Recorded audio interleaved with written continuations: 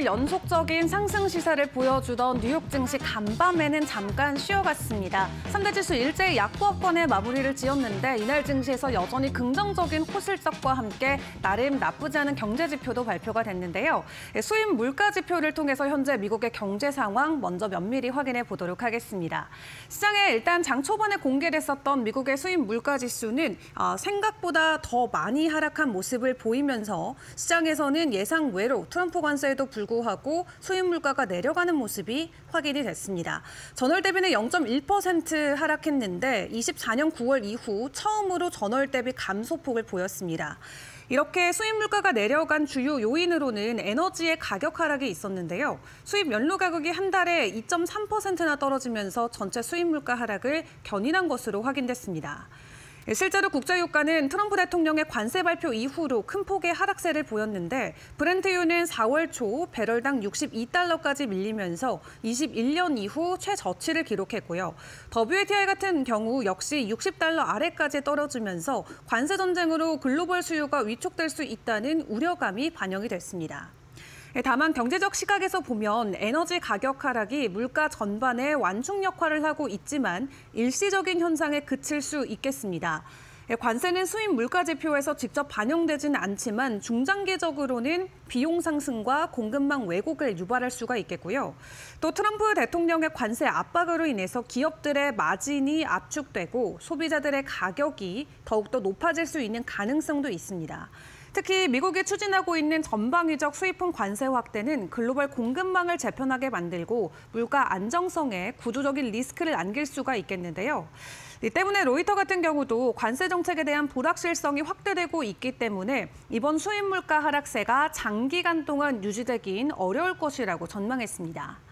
그런 가운데 뉴욕의 여는 4월 제조업 지수는 지난달에 마이너스 8.1을 기록을 했습니다. 기업 단기 전망 기준으로는 24년 만에 최악의 상황까지 치닫았는데 아직까지 모든 경제 지표들은 여전히 관세에 민감하게 반응하는 모습을 확인을 해볼 수가 있겠고요. 이 트럼프식 보호 무역이 장기적으로 전 세계 경제에 어떤 파장을 불러일으킬지 일단은 계속 지켜봐야겠습니다. 자, 그런 가운데 간밤 관세와 관련돼서 추가적으로 전해진 내용들도 점검을 해봐야겠죠. 백악관 브리핑 그리고 트럼프 대통령의 개인 SNS를 통해서 전해진 내용들 점검을 해보겠습니다. 일단 미국은 여전히 중국을 기다리고 있습니다. 트럼프 대통령은 공은 중국 코트에 있다라고 이야기하면서 중국은 미국과 협상할 필요가 있지만 미국은 중국과 협상할 이유가 없다라고 단언했는데요. 그는 미국 소비자가 가진 구매력을 무기 삼아서 중국의 협상 필요성을 강조하면서 그들은 우리의 돈이 필요하다라고 주장을 했습니다. 그리고 백악관 대변인 캐롤라인 레빗도 브리핑을 통해서 미국은 중국과의 거래에 열려 있다라고 이야기하면서 협상에 나서야 하는 쪽은 중국이라고 재차 강조를 했습니다. 지금 미국 같은 경우는 약 70개국과 함께 무역 접촉을 이어가고 있고 그중에 15개 이상의 제안이 협상 테이블에 올라와 있다라고 레빗 대변인은 설명을 했죠. 일부 무역 협상엔 조만간 공식 발표가 있을 것으로 보여지고요. 다만 구체적인 자동차나 부품에 대한 추가적인 관세 조치에 대해선 구체적으로 아직까지는 계획이 없다라는 입장을 재차 밝혔습니다. 관세로 직격탄을 맞을 가능성이 큰 미국 농민들을 향해서 트럼프 대통령이 직접적인 메시지도 간밤 남겼습니다. 본인의 SNS 계정을 통해서 농민들은 무역 전쟁의 최전선에 놓인다라고 이야기하면서 첫 임기 때와 마찬가지로 버텨달라라고 글을 적었는데요. 그는 자신의 일기 때 체결된 미중 1단계 무역 합의와 관련해서 농민들에게 280억 달러를 지원했다라고 밝히면서 이후 바이든 행정부가 이를 이행하지 않아서 협상이 무산됐었다라고 비판했습니다. 또 미국은 유럽연합과도 무역 협상을 본격화하고 있습니다. 간밤 유럽집행위원회는 미국과 첫 관세 협상을 시작했다라는 내용을 발표를 했죠. 양측은 자동차에 대한 상호 무관세, 또 중국산 철강 과잉 공급 문제나 반도체 의약품 공급망 보건련 등을 핵심 의제로 논의한 것으로 전해졌습니다. 특히 철강이나 알루미늄 분야의 공급 과잉 문제는 미국과 유럽이 공통으로 우려하는 중국의 과잉 생산과도 연결될 수가 있겠는데요. 일단 미국과 중국의 추가적인 내용이 전해지기 전까지는 세계에서는 전반적으로 눈치 보기 장세가 이어질 수밖에 없다라는 평가는 계속해서 나오고 있습니다. 오늘도 추가적으로 중국 쪽에서 입장이 나와줄 수 있을지 같이 기다려보시죠. 자, 그런 가운데 기업 쪽의 이슈로 좀 눈을 돌려보자면 엔비디아 쪽에 대한 기대감 한번 설명을 드려야 될 것 같습니다. 다음 달에 젠슨 황 CEO가 다시 한번 기조 연설에 나서는데 직전 고점을 확인해 보면 CES 기조 연설이었던 것을 확인을 해볼 수가 있습니다. 그렇기 때문에 실적 발표와 함께 맞물리는 다음 달에 젠슨 황 CEO의 기조 연설 과연 기대감을 가져가도 좋을지 함께 점검을 해봐야겠고요. 일단 오는 5월 19일 대만 타이페이에서 컴퓨텍스 2025가 개최가 됩니다. 거기에 첫 기조 연설자로 젠슨 황 CEO가 자리매김하는데요. AI 넥스트라는 주제로 이번 연설을 진행한다라고 하고 다양한 과학적인 분야에 대한 이야기들을 조명할 것으로 보여집니다. 발표는 현지 시간으로 오전 11시 진행될 것으로 보여지는데 중요한 건 연설 시점이 미국 증시가 휴장하는 일요일이라는 점입니다. 발표 직후인 5월 19일 월요일에 엔비디아 주가가 과연 강세를 보여줄 수 있을지 이 부분에 대한 이야기들이 오가고 있는데 일단 일부 외신에서는 긍정적으로 평가를 하고 있습니다. 특히 컴퓨텍스의 기조 연설 같은 경우는 엔비디아의 1분기 실적 발표 일정과 겹치기 때문에 단기적으로 두 개의 주요 촉매제가 겹치는 효과가 예상된다라고 하고요. 해당 컨퍼런스에는 엔비디아 CEO뿐만 아니라 퀄컴의 아몬 CEO나 폭스콘의 영 리우 회장도 함께 참석을 해서 AI나 로봇 공학 그리고 미래 모빌리티 등 차세대 산업을 이끄는 기술 흐름이 집중 조명될 예정입니다. 일단 5월 들어서 엔비디아 투자자들에게는 핵심 변곡점이 될 만한 모멘텀들이 준비가 돼 있습니다. 지금부터 엔비디아의 주가 기대감으로 반등하는 모습이 계속 나와줄 수 있을지 지켜봐야 될 것 같고요. 간밤에는 엔비디아를 포함해서 전반적인 반도체 섹터의 상승 흐름이 포착이 됐었습니다.